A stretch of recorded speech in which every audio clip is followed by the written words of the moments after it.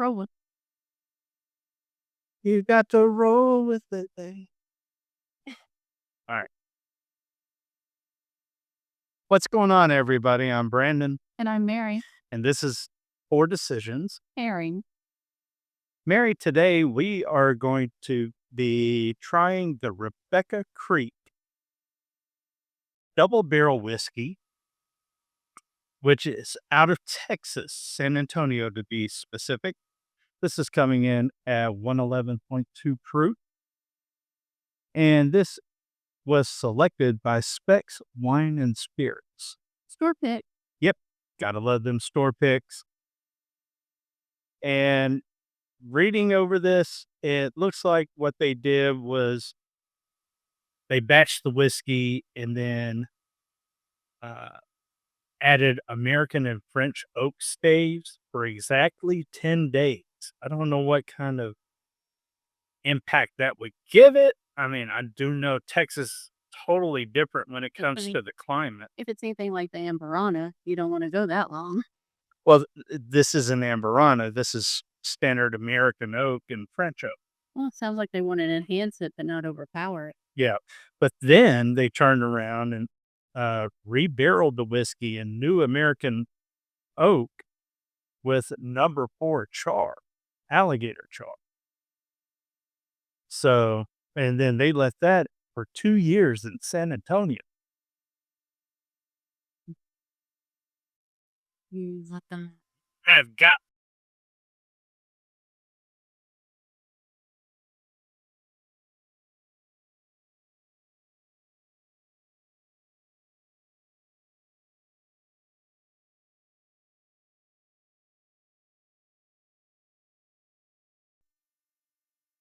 love me tender, love me true. Okay, easy. Okay. And we're back. Okay, sorry about that. The the life we live being pity parents. They just can't be out of they can't stand for us to be out of their sight for too long. They come in and whine, "Mom, Dad." Anyway, as I was saying, they put it American oak and French oak stays in for 10 days. Then they turn around and put it into a new American oak barrel with number 4 alligator char, the highest level, and let that for 2 years. Well, the highest level, is that going to give it more charring?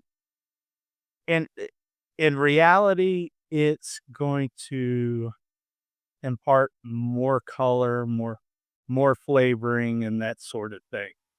Doesn't say anything about any kind of toasting or anything of that nature on the label. But all I know is for a number 4 alligator char for 2 years in Texas heat, It's amber. this is pretty light. I mean, this is It's a golden amber. yeah, You can kind of see it sometimes with fire. yeah. Not sure if you can tell, but it's not really that dark.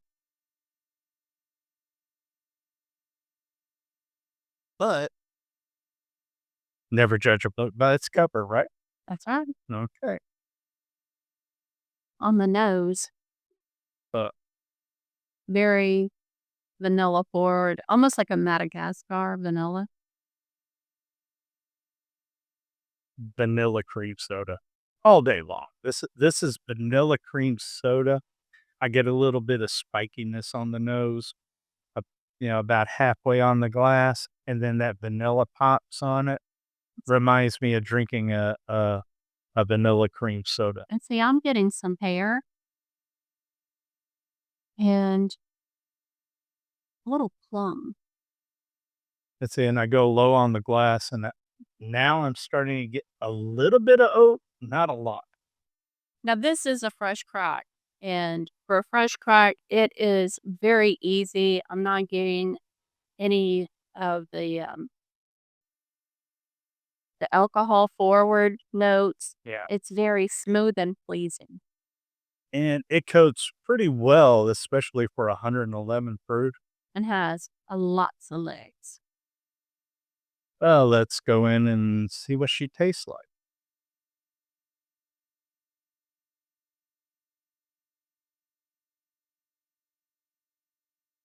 Mm.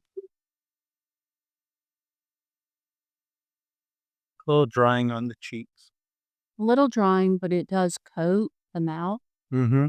It leaves warm. Spiky on the tongue.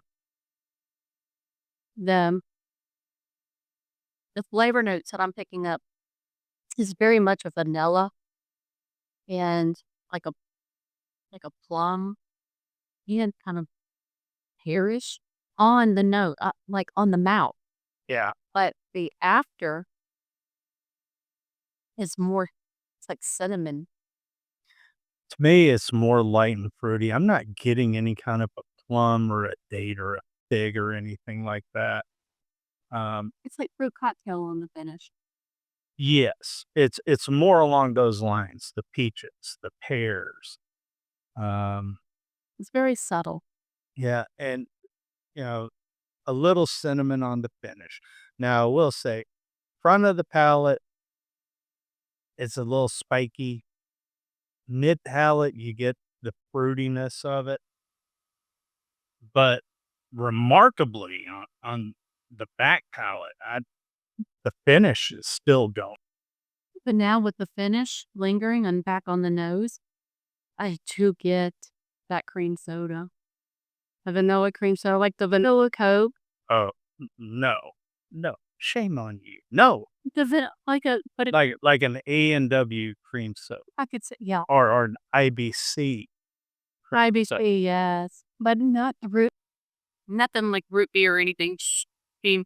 That vanilla cream soda, and as a matter of fact, if you look at the color, it's almost pretty close to an IBC cream soda. Uh, but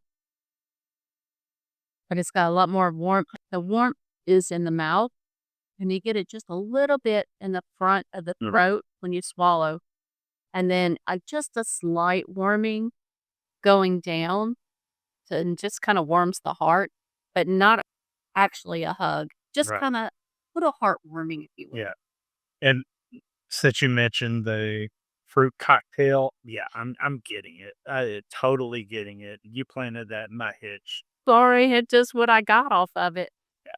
But now for me, with pairing this, it would be something very light, something that you could just put with it that because this is light, it would be easily overpowered. Mhm. So in my mind, I'm like, I'm craving guacamole. I'm about to make some guacamole. Mhm, Cheese enchiladas or even chicken and cheese enchiladas. mhm. I might do that since I got some rotisserie chicken. Um, do like a chef salad, you know, how we do salads With a for little meals? bacon would be good. Yes, And put add a little some smokiness citrus to in it. it. Yeah, you could do that. This this could pair well with that, you know, something very light. A fish would be very good with this, Fish tacos. Because I think the with fresh with the slaw and the lime and all the good stuff look, that goes in it. or even just what I'm thinking is more of a pick of the gallo, the fresh tomatoes and onion, crisp onion, Mhm. and cilantro that I just think would really pair well with this. I agree. That fish tacos would be fantastic with this. If I was gonna pair this, I mean, it's got sweet. It's got an impression of sweet, but it's not, like, really sweet, but I would pair it with a sweet cigar, like, um, a Drew Estates, like a Sweet Jane or a Fat Bottom Daddy, something of that nature, I think would go really, really well with this. I know with yours, I'd just tell you stick with your vanilla. Yeah, That my vanilla acids is you what I would go with. you'd be happy with that, and that I think that would draw out even more vanilla notes. That's what I'm thinking because I think the cherry flavors that I have, I think they would clash, and I think chocolate would just be too strong. You want something light, that way it doesn't mask it, you want to be able to enjoy the whiskey. right, and, and I'm digging, I'm looking for, like, a cherry note, and I'm struggling, but I'm not getting one It's fruit cocktails, but not the extra berry, if you with will. but it doesn't have the cherry. Yeah, that's what I'm saying. It's at Yeah. the fruit cocktail where you only got 2 pieces of cherry and the whole When we were kids and, the cheap stuff that didn't have or it only had, like, a little piece yeah, you of the maraschino cut in cherry. half.